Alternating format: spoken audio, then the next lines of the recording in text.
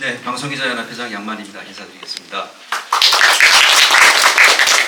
네, 어느 때보다 그 수상자도 많으시고 또 축하하러 격려하러 오신 분도 많은 달인 것 같습니다.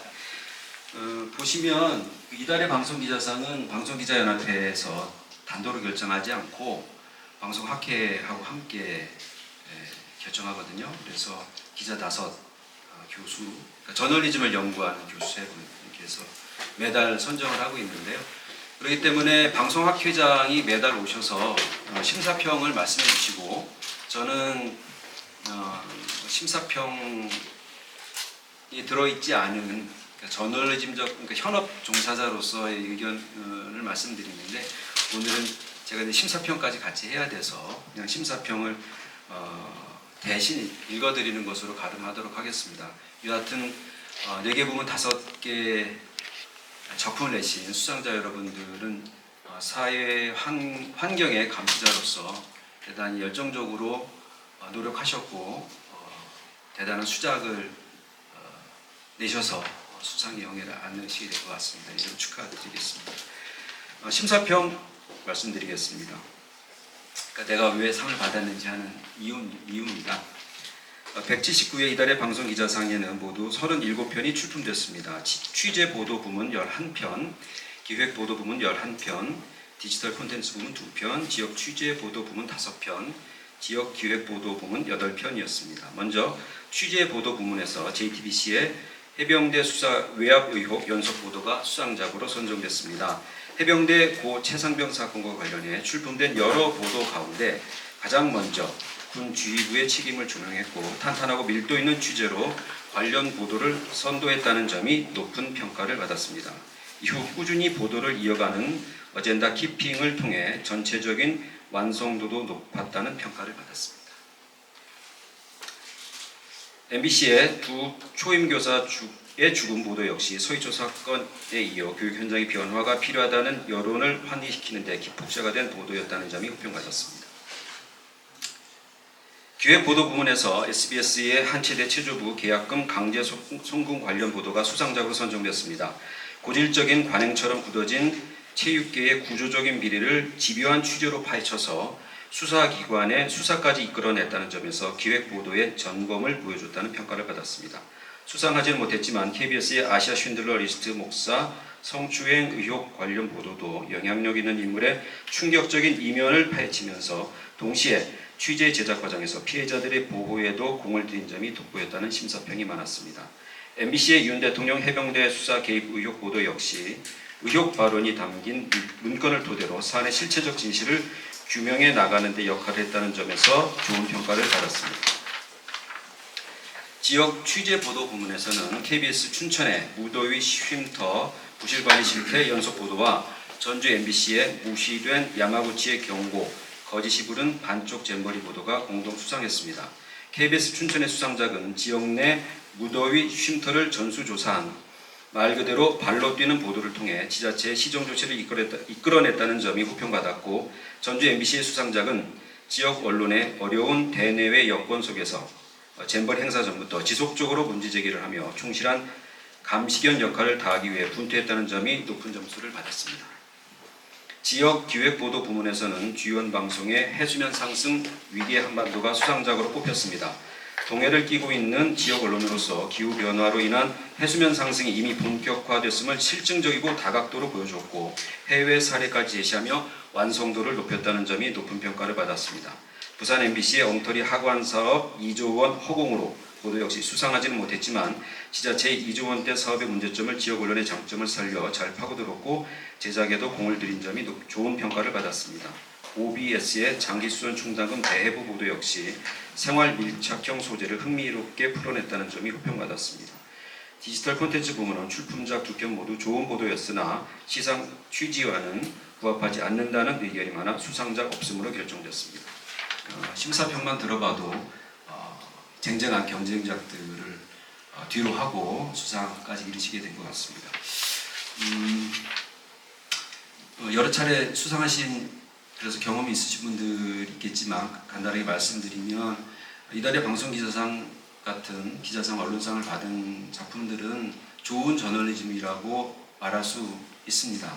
그런데 방송 저널리즘의 특성상 이례적으로 좀 지나가는 경우도 많고, 또 포털 환경에서 그런 좋은 저널리즘이 많이 소비되지 못하는 것 역시 현실이기 때문에 그동안 포털사와 얘기를 해서 다음 같은 경우는 이제 오늘 수상을 하시게 되면 다른 이제 코너가 한시적으로 만들어집니다. 기자협회도 마찬가지고. 그래서 그렇게 코너가 만들어져도 그렇게 많이 보지는 않는 것 같습니다. 우리가 네이버 이렇게 뉴스 표지판을 보면 스트레이트가 있고 박사가 이렇게 만드는 기획보름 이런 게 있잖아요. 옆으로 이렇게 클릭이 잘 안 갑니다. 현실이긴 하지만 계속 노력해야 되는 것 같고, 여러분들이 그 맨 앞단에 서 계신 분이라고 생각합니다. 수상자 시상하기 전에 우리 이 수상을 하게 된 작품이 어떤 것인지 한 2분여 정도 영상으로 압축적으로 보여드리거든요. 여기 계신 분들이라도 우리 주변의 동료들이 방송 저널리즘에 종사하는 동료들이 어떤 좋은 작품들을 만들어내고 있는지 같이 공유하는 그런 기회가 됐으면 좋겠습니다. 다시 한번 축하 말씀드리겠습니다. 고맙습니다.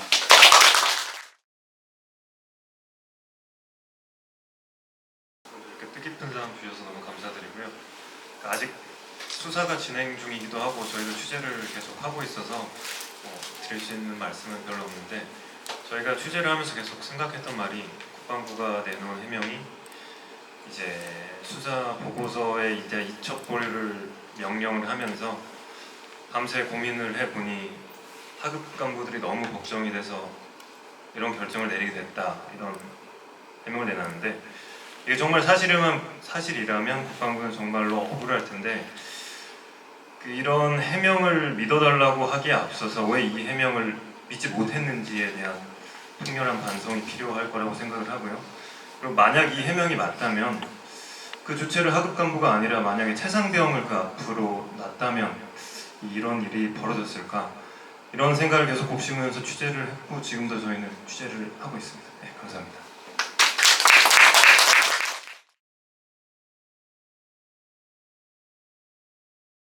이런 큰 상을 주신 방송기자연합회와 한국방송학회 깊은 감사를 드리겠습니다.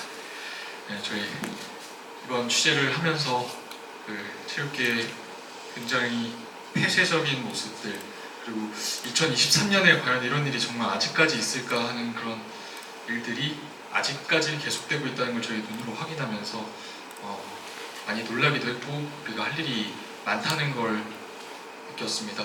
이번 보도는 이제 저희가 계약금 관련된 선수들 금전적인 문제를 집중해서 보도를 했지만, 이게 체육계가 가지고 있는 그런 폐쇄적인 모습들 그리고 구조적인 모습들을 드러냈다는 점에서 평가를 받았다고 생각합니다. 지금 마침 아시안 게임이 진행이 되고 있는데, 저희가 그 경기를 보면서 환호하고 또 즐거움을 느끼는 만큼 한 시민으로서 저희가 책임을 다해야 된다고 그런 책임감을 느끼고 있고요. 이 문제가 경찰 수사가 이제 시작이 됐고, 또 스포츠윤리센터의 조사도 계속되고 있지만, 당사자들이 이게 뭐가 문제냐 라고 생각하고 있고, 그런 인식의 개선을 위해서는 정말 갈 길이 멀다고 생각합니다. 그래서 저희도 계속해서 후속 보도 그리고 끊임없는 감시에 시선을 거두지 않도록 계속해서 노력하겠고요. 무엇보다 선수 생명 걸고 큰 용기를 내준 선수들에게 이 자리를 빌어서 감사 인사를 드리겠습니다.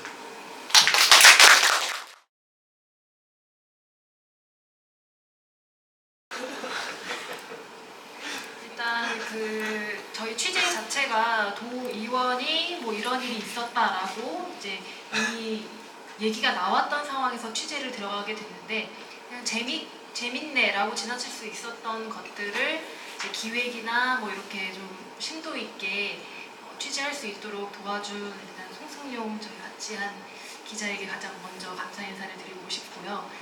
정말 더운 날 폭염 경보 알림을 뜨는 상황에서도 현장을 계속 같이 다녔던 이제 임서영, 이장주, 홍기석 기자에게도 정말 고생 많았고 감사하다는 인사를 드리고 싶습니다.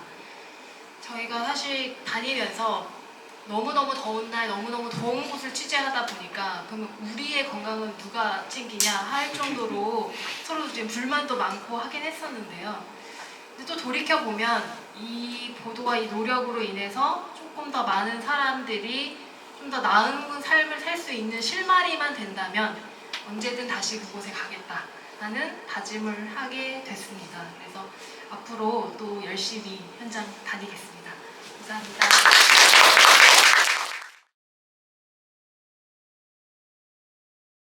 안녕하세요. 저는 전주 MBC의 조수영 기자라고 하고요. 앞서 그 영상으로 보셨던 그 기자는 김하연 기자라고 그 야마구치 현지 취재를 하고 나서 바로 육아휴직에 들어갔거든요. 최근에 복귀를 하셨는데 좀 새로운 부서에 좀 배치가 돼서 업무에 적응을 한다고 해서 불참했고 저만 참석을 하게 됐고요. 이거는 제가 지금 올해 입사한 지가 벌써 5년이 되는데 잼버리를 유치한 게 2017년 6년 전이거든요. 저도 입사했을 때부터 이 대회가 도대체 뭐 하는 대회일까, 실제로 어떤 장면들이 연출되는 대회일까 상당히 궁금했었는데 이렇게 좀 파국으로 마무리돼서 좀 저로서도 조금 아쉽더라고요.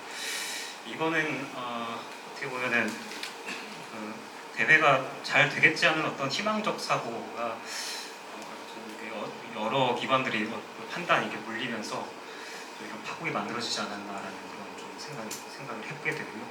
대회 유치 단계부터 그리고 그 대회를 준비하는 기간 그리고 대회를 하기까지 좀 이런 장면들이 많이 연출돼서 개인적으로 많이 아쉬웠습니다.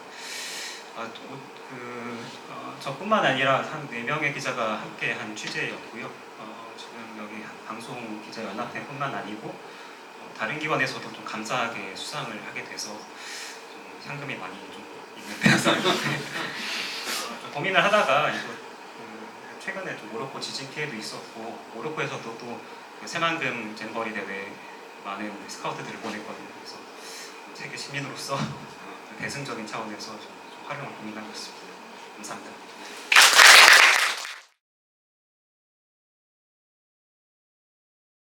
안녕하세요. 저는 지원방송 김도훈 기자라고 합니다.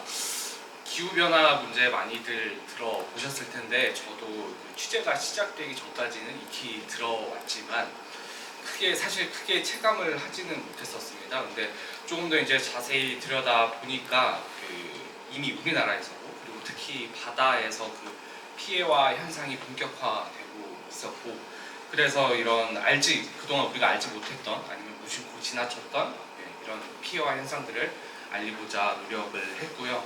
더불어서 이제 이런 해수면 상승 피해와 현상이 본격화되고 있는 해외 사례를 통해서 이제 우리나라는 이제 좀 어떻게 대응해야 할지를 좀 살폈습니다. 감사드리고 오늘 함께 수상하신 분들 모두